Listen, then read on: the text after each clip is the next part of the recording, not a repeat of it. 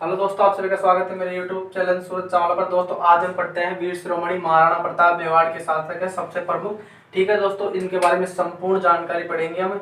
हो सकता है इसके जो महाराणा प्रताप के वीडियो हैं वो कई पार्टों में हो सकते हैं, 2-3 पार्टों में हो सकते हैं। दोस्तों इस वीडियो को देखते हैं। ठीक है दोस्तों, सबसे पहले बात करते हैं महाराणा प्रताप के जन्म से पहले उनके माता और पिता के बारे में। ठीक है दोस्तों, इनके पिता का नाम है उदय सिंह।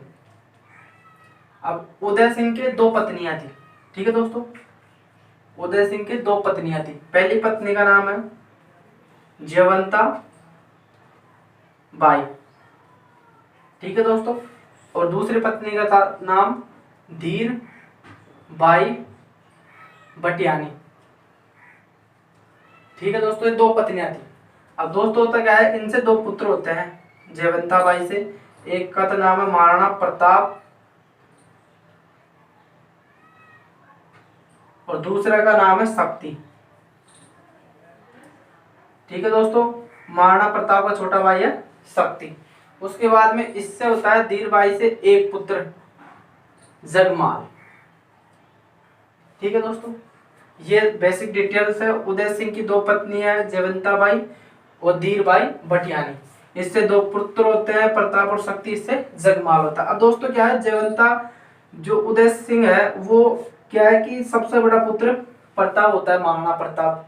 लेकिन वो क्या है कि धीर बाई है ना, इस पर ज्यादा मोहित होता है, तो इसे अपना जो उत्तराधिकारी बनाता है वो इसे बनाता है। ठीक है दोस्तों, तो इसके बारे में बाद में पढ़ते हैं।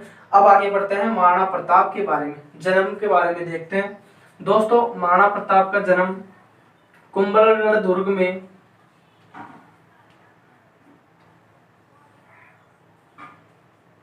कुंभलगढ़ दुर्ग है। ठीक है दोस्तों, उसके कटारगढ़ महल के बादल महल में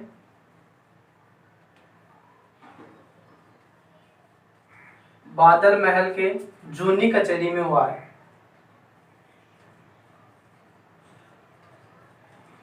कचहरी में हुआ है। कब हुआ है दोस्तों? 9 मई 1540। ठीक है दोस्तों, दोस्तों इनकी जो जयंती मनाई जाएगी वो 9 मई को नहीं मनाई जाएगी। वो दोस्तों मनाई जाएगी ज्येष्ठ शुक्ल तृतीया को मनाई जाएगी। ज्येष्ठ शुक्ल तृतीया को मनाई जाएगी दोस्तों। और जो महाराणा प्रताप की जयंती मनाई जाती है वो कौन से स्थान पर मनाई जाती है दोस्तों? जैसे कि कुंभलगढ़ में हुआ था, कुंभलगढ़ नहीं मनाई जाती, वो मनाई जाती है जहां पर हल्दी घाटी का जो युद्ध हुआ था वहां पे मनाई जाती है। कहां पे? हल्दी घाटी में, वहां पे इनकी जयंती मनाई जाती है महाराणा प्रताप की। अब दोस्तों देखते हैं कि कुंभलगढ़ है दोस्तों दुर्ग है कुंभलगढ़। ठीक है दोस्तों, इसके अंदर एक महल है कटारगढ़। अंदर एक महल है कटारगढ़। ठीक है दोस्तों, कुंभलगढ़ दुर्ग के अंदर कटारगढ़ महल है। और उस कटारगढ़ महल के अंदर है बादल महल। जैसे ये दुर्ग अब यहाँ ले लेते हैं, हम इसे यहाँ बढ़ा देते हैं कटारगढ़ में। उसके अंदर है कौन सा? बादल महल। अब बादल महल के अंदर है जूनी कचहरी। अब इसके अंदर क्या है? जूनी कचहरी। तो दोस्तों इसके अंदर जूनी कचहरी है, वहां पर महाराणा प्रताप का जन्म हुआ था। अब इसके बारे में आगे पढ़ते हैं। अब दोस्तों क्या होता है कि अब महाराणा प्रताप के थोड़े बारे में पढ़ते हैं। महाराणा प्रताप जैसे जैसे बड़े होते हैं उनका विवाह हो जाता है। महाराणा प्रताप का विवाह होता है किससे? राम रख पंवार। राम रख पंवार की पुत्री है, राम रख पंवार की पुत्री है अजब्दे। अजब्दे के साथ उनका विवाह होता है। राम रख पंवार की जो पुत्री है उसके साथ अजब्दे के साथ उनका विवाह होता है। और प्रताप महाराणा प्रताप अजब्दे से ही होता है अमर सिंह। जो महाराणा प्रताप के बाद में उनका शासन संभालता उनका पुत्र अमर सिंह, वो प्रताप और अजब्दे से। अब क्या होता है दोस्तों, विवाह हो जाता है इनका। उसके बाद में जैसे ही महाराणा प्रताप के पिता उदय सिंह जब मरता है 1572 में, तब इनके बीच में उत्तर अधिकारिता के बीच में, दोनों के बीच में, प्रताप के और जगमाल के बीच में, दोनों के बीच में घमासान ऐसे होता है कि कौन बनेगा कौन, क्योंकि प्रताप बड़ा था लेकिन उदय सिंह ने इसे शासक बनाने का वचन दे दिया था। अब दोस्तों क्या होता है कि ऐसा बताया जाता है कि मेवाड़ में ऐसी परंपरा थी, सिसोदिया वंश से चली आ रही थी कि किसी जिनका शासक बनना होता है अगला उत्तराधिकारी, वो अपने पिता के दाह संस्कार में नहीं जाता। बताया जाता है कि प्रताप वहां पे दाह संस्कार में जाता है और जगमाल वहां दाह संस्कार में नहीं जाता, क्योंकि इससे ऐसा लगता है कि उदय सिंह के बाद में यही भावी राजा होगा। अब दोस्तों क्या होता है कि जो मेवाड़ के सरदारों ने इस जगमाल को नाम बनाकर किसे बनाया, प्रताप को वहां का महाराणा बना देते हैं। ठीक है दोस्तों, उसके बाद में क्या होता है, ये नाराज हो जाता है जगमाल और ये कहाँ पे जाता है, दिल्ली के शासक अकबर के पास।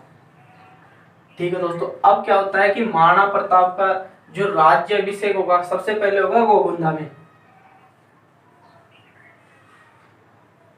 1 मार्च 1572 में महाराणा प्रताप का गोगुंदा में राज्याभिषेक होता है। उसके बाद में क्या होता है दोस्तों, उसमें कृष्णदास ने इन पर कमर पर तलवार बांधी थी।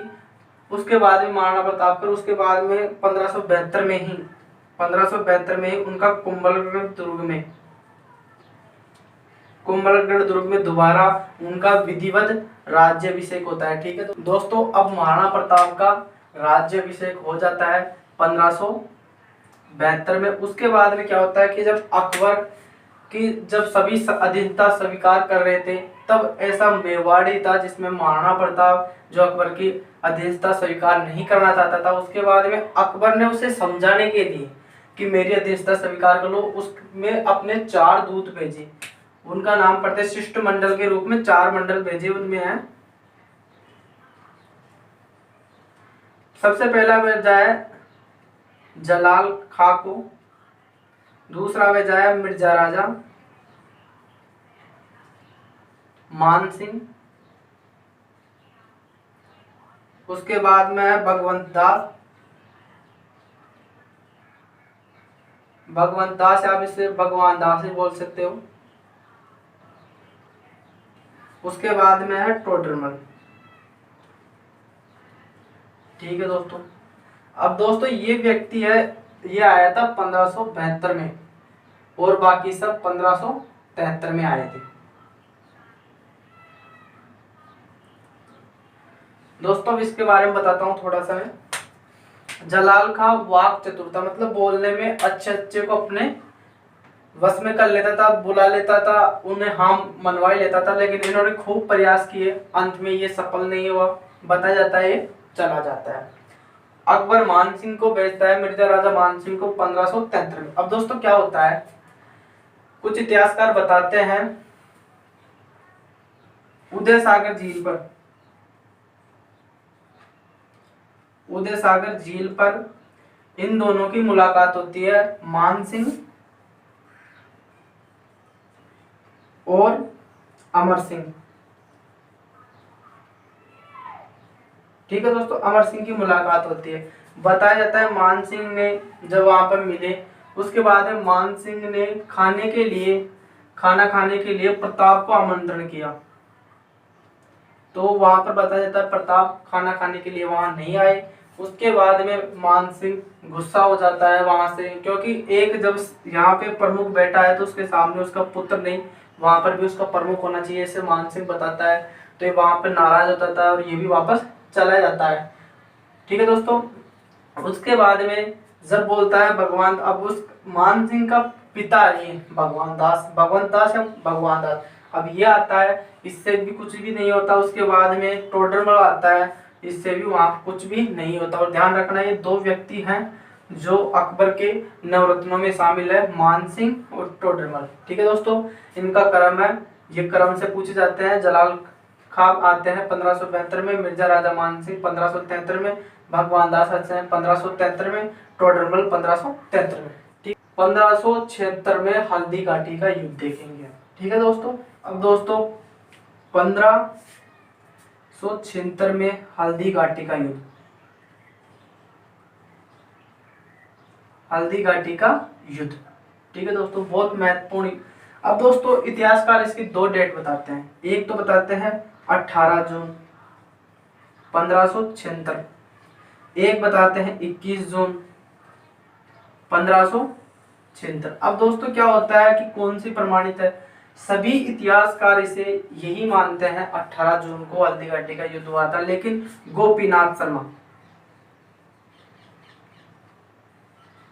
गोपीनाथ शर्मा इसे अकेला यही है, इसे जो 21 जून इसकी जो समयावधि मानता है कि इसमें हुआ था, ये 21 जून को हुआ था हल्दी घाटी का युद्ध। अब आपको दोस्तों कौन सी करनी है, आपको यही करनी है जब तक कि गोपीनाथ शर्मा के बारे में नहीं पूछा जाता कि गोपीनाथ शर्मा कौन सी मानता है, तब तक आपको 18 जून ही करनी है। अगर गोपीनाथ शर्मा बोलता है तो फिर आपको 21 जून कर। अब दोस्तों देखते हैं कि हल्दी घाटी है कहाँ। तो दोस्तों हल्दी घाटी, दोस्तों हल्दी घाटी राजसमंद जिले के खमनोर में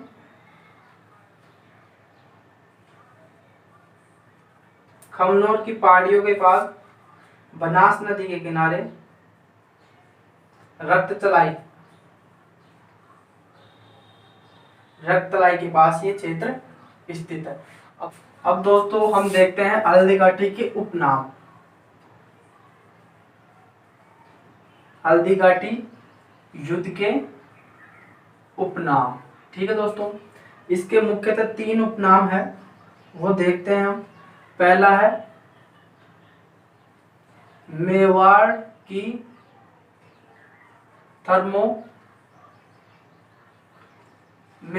थर्मोपल्ली, ये किसने कहा है, कर्नल जेम्स टोड ने। ठीक है दोस्तों, उसके बाद में बात करते हैं हम गोगुंदा का युद्ध। गोगुंदा का युद्ध ये किसने कहा है, बदायूं ने। और एक है दोस्तों खमनोर का युद्ध,